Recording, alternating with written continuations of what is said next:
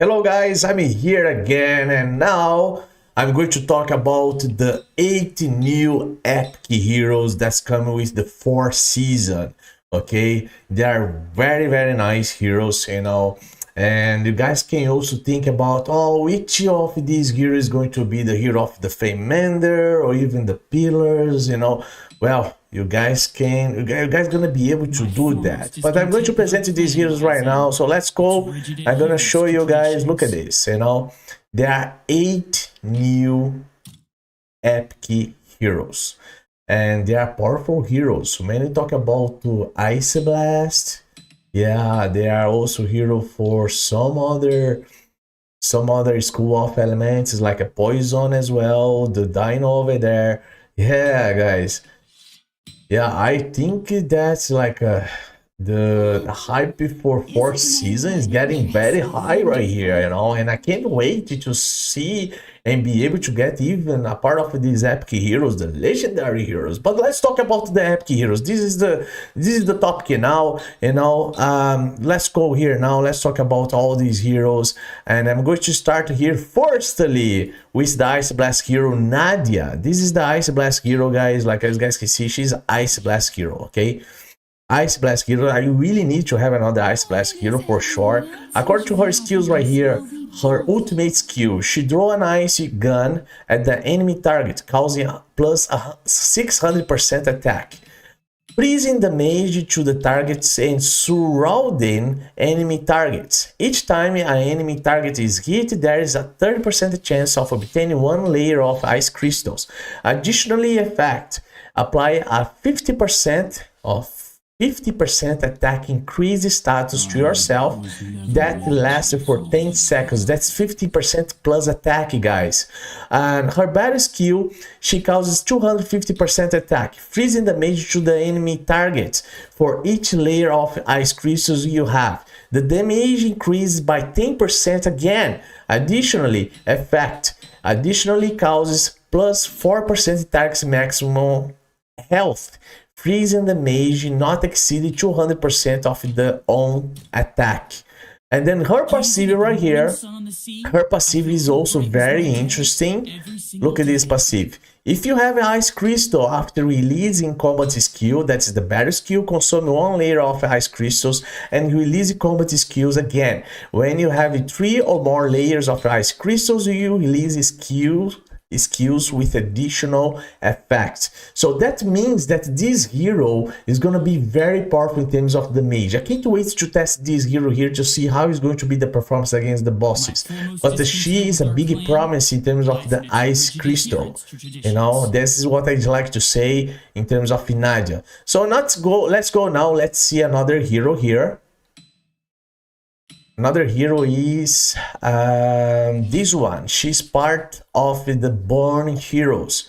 That is earning. Okay, she is part of the Burn Heroes, guys. Okay, this hero right here. She's an epic. So let's see her skills. So her ultimate skill, she launched 3 waves of barrage, each time causing plus 200% attack fire damage to enemies targets within the range. When hit targets in burning state, it will cause plus, look at this, plus 125% attack, fire damage to the targets and enemy targets around it. Her battle skill, she fires a bullet that ricochets up 4 times.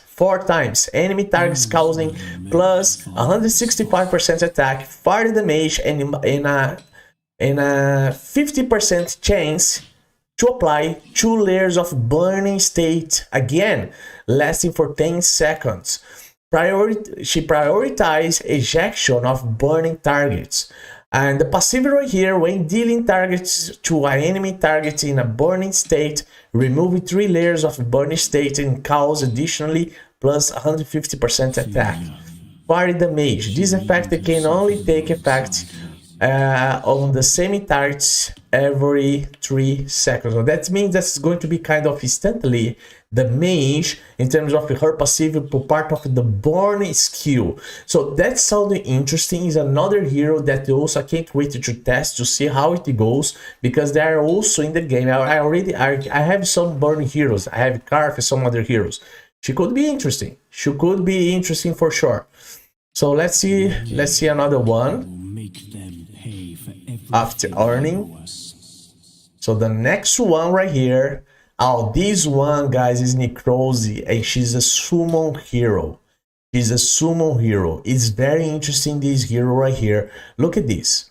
You know, I really like the way that they prepared this girl. Like, she sounds like, okay, kind of copy, like just change maybe the color, if I'm not wrong, but the skills that she has sounds powerful for Necrosis.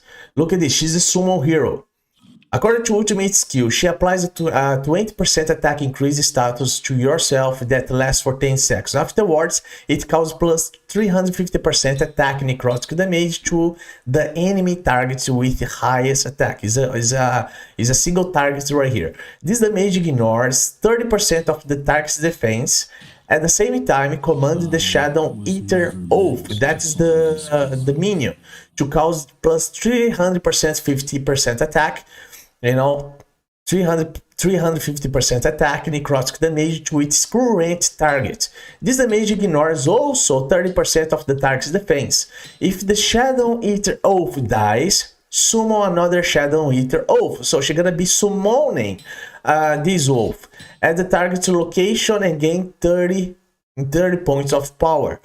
Her battle skill, she commanded the Shadow Eater Oath to move the enemy target with the highest attack. So she go directly, that minion go directly to attack the enemy with the more attack, causing plus 360% attack necrotic damage to the target in order to surround the enemy targets. After that, the Shadow Eater Oath selects it as attack target. If the Shadow Eater Oath dies, it will cause plus 360% attack necrotic damage according to the explosion maybe that happened to the enemy targets that with the highest attack. That sounds that this here is gonna be very interesting, powerful against Questa. And we talk about Feymander, guys. You guys know well, not just about Questa, but even Trogar. Her passive right here, when the battle begins, she summons a Shadow Eater Wolf, that's the wolf, her minion, to assist in the battle. It takes 25% of the damage instead of the Shadow Eater Wolf. When it gains a buff status, the Shadow Eater Wolf will also gain this status. It's interesting, she's very interesting, and also is another hero that I'm very interested to see how he's going to perform in the game. So let's go now to another one. Isn't my wedding dress wonderful? So another one right here. Oh, I'm going to the legendaries. This one here. Talula. Talula is her name. Okay, Talula. So let's check in out her skills. She removes all the buffs from the friendly targets with the highest range stack. She's a cleanser and imposes immunity to the buffs and immune control for 10 seconds. That is specific targets between the allied team, okay? Her battle skill, she causes plus 320% attack, radiant damage to enemy targets within the range, and has a 50% chance of removing one of their buffs statuses, okay? So that sounds interesting. She can be useful in terms of maybe channels some other bosses there, because her passive right here, she's gonna help the, I think it is just one ally hero in terms of heals. When you successfully remove any status, the friendly targets with the lowest current health percentage will be treated with a plus 10% of the target's maximum health. plus 1,200% in terms of enlightenment. So that sounded like a, it sounds kind of meh in my opinion, but maybe she's gonna be useful, you know, because she has this ability in terms of cleansing everything, even the enemy, in terms of the buffs. Anyway, it's something that you have to check, okay, in terms of this hero right here. So let's go now check the next one. The next one is this one right here, Pure. I really like this girl right here, guys. She is, my opinion, she is powerful. Look at this. Her ultimate skill. She causes plus 715% attack poison damage to enemy targets within the range, and has 100% chance of removing one of their buffs statuses. She's also a cleanser. At the same time, there's a 75% chance of impose a treatment ban and buff invalidation status that lasts for 10 seconds. So that means that against channels, this girl is gonna be interesting. She causes here, according to her bad skill, plus 400% attack, poison damage to the enemy target that has a 50% chance of inflicting a silence state lasting for 7.5 seconds. So that is also interesting with control. She has silence state right here, huh? And her passive, when any friendly target is damaged by a range attack, one debuff will be removed from all friendly targets. This effect can only take effect once every 5 seconds. So she's gonna be helping the friendly target in terms of remove a specific debuff from them. That's also interesting. That means that she can also help in terms of bosses, maybe like you know, the clan boss, battle. I don't know, but like she sounds interesting. Okay, let's go now to the next hero. The next hero here, that's the epic hero, is this one, Ashka. So according to his, you guys can see, right? Yeah, so he's a tiger. So according to the ultimate skill, he causes plus 600% attack, plus 10% maximum health, fire damage to enemy targets within the range, and he has a 75% chance of applying a taunting state that lasts for 5 seconds. So he has a control here. When the taunt is successfully applied, there is a 100% probability of applying level 2 attack reduction status to the targets that lasts for 10 seconds. So in terms of arena, this can be good. For his battle skill, he causes plus 300% attack, fire damage to the target and enemy targets around it, and has 75% chance of applying charging speed reduction state that lasts for 5 seconds. After causing damage, if the enemy target's health is below 60%, its power will be reduced by additionally 20. So that means that he has a very nice control power here. In terms of arena, this can be a problem, okay? And I don't know, maybe this guy can be the new hero for Feymander, or even, or if not, the pillars. Interesting here, huh? So the passive here, when the debuff status and control status applied to the enemy's targets by itself are resisted or invalidated, it launches a roar, heals itself with plus 15% maximum health, and has 100% probability of applying 3.0 seconds to enemy targets around itself. State of fear, this effect can only take effect once every 10 seconds. I think that this guy is going to be part of the pillars because he sounds very similar to the Necrosis mermaid that they released for the 3rd season. He has extremely control right here, and he also has the mage. I don't know, but it sounds, guys, like interesting. So let's go to the next one. This next one, he's a poison hero, Dino, dinosaur. So he's a powerful poison fella. I want to have this guy in my account, guys. I tell you, just like straight away, because I couldn't be able to check this hero, and he's very powerful in terms of poison damage. Look at this. Shoots an arrow at the current enemy targets, causing plus 500% attack poison damage for every layer of poison damage the target has. And additionally, plus 20% attack derivation will be caused. And imposes a level 2 attack speed increase on itself that lasts for 10 seconds. His battle skill, he shoots 3 arrows at the current enemy targets. Each attack causes plus 120% attack poison damage and has a 75% chance of inflicting poison damage for 15 seconds. And the passive right here, normal attacks have a 60% chance of inflicting poisonous damage for 15 seconds.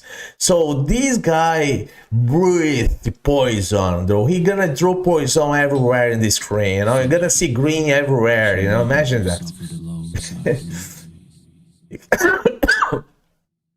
Again, he's gonna be very interesting, very cool for sure, guys. And let's go here to the last one. Now is the last epic one. The last app I'm very excited with this Dino, though. Oh my god. Is Toreon. That guy also, this guy is very powerful in terms of attack. He has very nice attack power. Let's go, let's see here. He launched 4 attacks on the enemy targets. He's a lightning, okay? He's lightning. Like a doubtless. Each time he causes plus 210% attack lightning damage. This skill is regarded as a normal attack that the next 5 normal attacks by itself will definitely trigger a double hit combo. Yeah, just like that, you know, 5 combo, like a 5 attacks triggering more double hit combo. Imagine that, you know. And then he battle skill, he launched 2 attacks against the enemy targets, each time he causing plus 220% attack lightning damage. This skill is regarded as a normal attack. At the same time, a level 1 attack speed increased that lasts for 5 seconds will be applied to all doubtless friendly targets.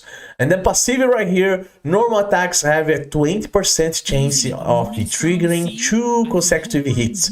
Every 1% of your extra attack speed increases the trigger probability by 0% up to maximum of 50%. So, and this is the Toreon and the last epic hero of these 80 great epic heroes that's coming to the 4th season. So which one you guys like more? Which one? Which one did you like more? Just tell me there, you know, leave your comment, guys. Thank you very much for who is going to follow me right here. Subscribe here to my channel and see you in the next video. The next is gonna be with legendary heroes. See you, guys.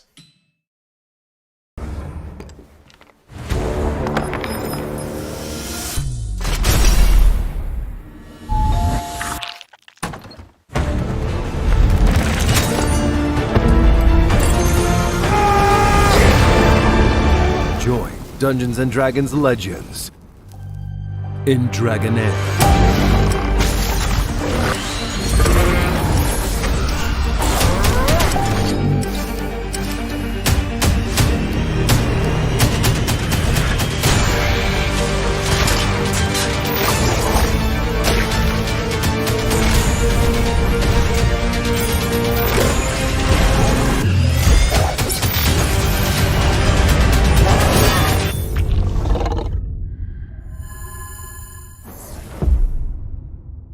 New verse.